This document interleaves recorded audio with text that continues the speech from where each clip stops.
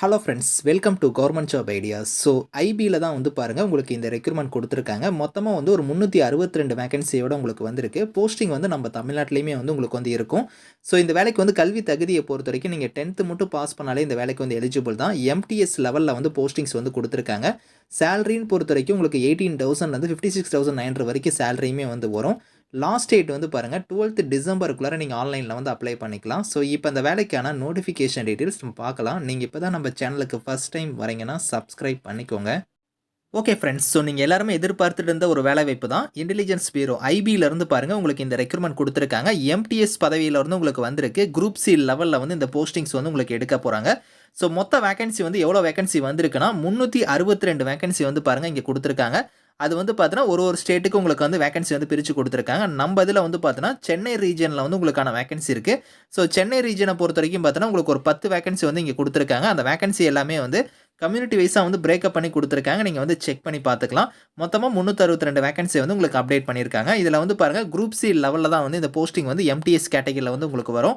So salary வந்து பே level 1 படி உங்களுக்கான சேலரி வந்து இருக்கும். 18,000 56,900 வந்து உங்களுக்கான சேலரி வந்து 18,000ங்கிறது பேசிக் பே தான். இது இல்லாமல் அலவன்ஸ் எல்லாம் சேர்த்து உங்களுக்கு 30,000க்கு மேலே சேலரியே வந்து ஃபஸ்ட் மந்த்தே வந்து இருக்கும்.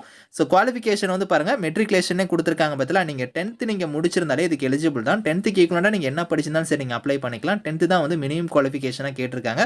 ஸோ ஏஜ் லிமிட் வந்து உங்களுக்கு மினிமம் வந்து உங்களுக்கு 18, மேக்ஸிமம் வந்து பாருங்கள் 25 வரைக்கும் நீங்கள் அப்ளை பண்ணிக்கலாம். இது இல்லாமல் எஸ்சி எஸ்டியில் வரீங்க அப்படின்னா 5 இயர்ஸ் வரைக்கும் உங்களுக்கு ஏஜில் இருந்து ரிலாக்ஷன் இருக்குது. ஓபிசியாக இருந்தால் உங்களுக்கு 3 இயர்ஸ் வரைக்கும் இருக்கும்.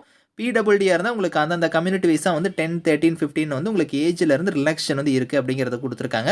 ஸோ இந்த வேலைக்கு வந்து செலெக்ஷன் மெத்தட் வந்து எப்படி இருக்க போகுதுன்னா உங்களுக்கு வந்து டயர் 1, டயர் 2 உங்களுக்கான எக்ஸாம் கொடுத்துருக்காங்க. டயர் 1 பொறுத்த வரைக்கும் பேட்டர்ன் ஆஃப் எக்ஸாம் வந்து இந்த மாதிரி தான் உங்களுக்கு வந்து இருக்க போகுது.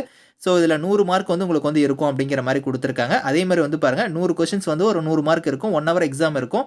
ஸோ நெகட்டிவ் மார்க்குமே வந்து இருக்குது. 1/4th வந்து மார்க் வந்து டிடெக்ட் ஆகும் ஒரு கொஸ்டின்ஸ் நீங்கள் தப்பாக எழுதுனா.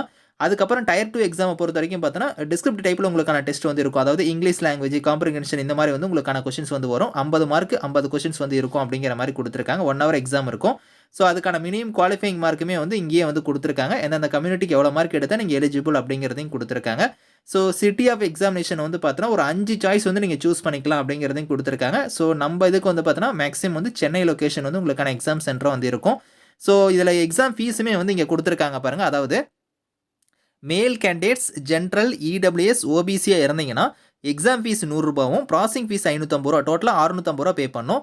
இதில் மீதி இருக்கிற கேட்டகரி வந்து பாருங்கள், அதாவது எஸ்சி எஸ்டி பிடபிள்டி அதுக்கப்புறம் ஃபீமேல் கேட்டகரி இவங்க எல்லாத்துக்குமே வந்து பார்த்தோன்னா எக்ஸாம் ஃபீஸ் கிடையாது 100 ரூபா. ப்ராசஸிங் ஃபீஸ் மட்டும் 550 ரூபா பே பண்ணால் போதும் அப்படிங்கிற மாதிரி கொடுத்துருக்காங்க.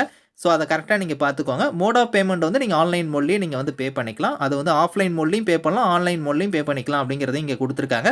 ஸோ இதில் வந்து உங்களுக்கு வந்து பார்த்தீங்கன்னா லிங்க் வந்து என்னையிலேருந்து ஓப்பன் ஆகுதுங்கிறதே பாருங்கள் இங்கே கொடுத்துருக்காங்க. அதாவது 22 நவம்பர் தான் லிங்க் வந்து உங்களுக்கு ஓப்பன் ஆகும். அன்னையிலேருந்து நீங்கள் அப்ளை பண்ணிக்கலாம்.